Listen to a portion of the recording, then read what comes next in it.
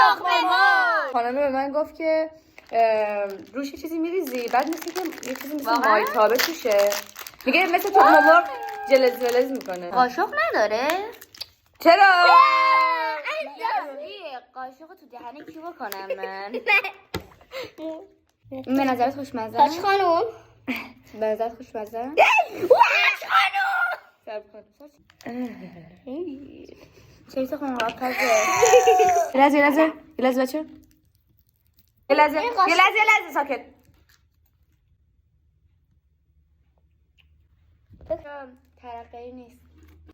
ترقی نیست. گفت باید صدا بده. ترقی نداره اصلا. سر خوردم خالی. یه لحظه سکوت. بریم بر محصول بعد. دردون فری.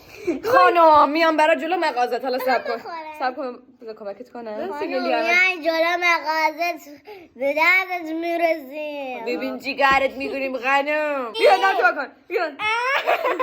دهنه نزدیکتر بود. الکلیه. چی؟ شیمیاییه. یعنی بده بخورم. صبر کن لیانا، ممکنه خطرناک باشه. برات صبر کن من امتحان کنم. دست بخورم. سر نخور. من بخورم. سر خیلی الکلی. ماری. پولم خدا. میاد بدادت خانم. تو من پول. لیانا خیلی من ندار. خدا برسه بدادت. فاطمه سلوات. خانومی خدا برسه بدادت. خدا برسه بدادت. کاری سرت ندارم. اسمت بره عیادت. پودینگ تخم مرغ. خانم به من گفت که روش یه چیزی میریزی، بعد مثل که یه چیزی مثل مایتابه توشه، میگه مثل تخم مرغ جلز ولز میکنه. قاشق نداره؟ چرا؟ قاشق تو دهنه کی بکنم من؟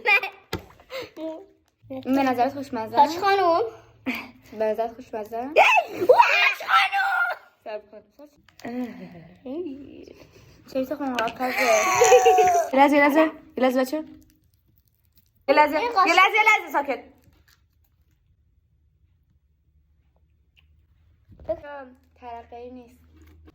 ترقی نیست. گفت باید صدا بده. ترقی نداره اصلا. سر خوردم خالی. یه لحظه سکوت.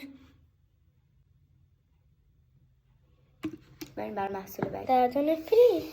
خانم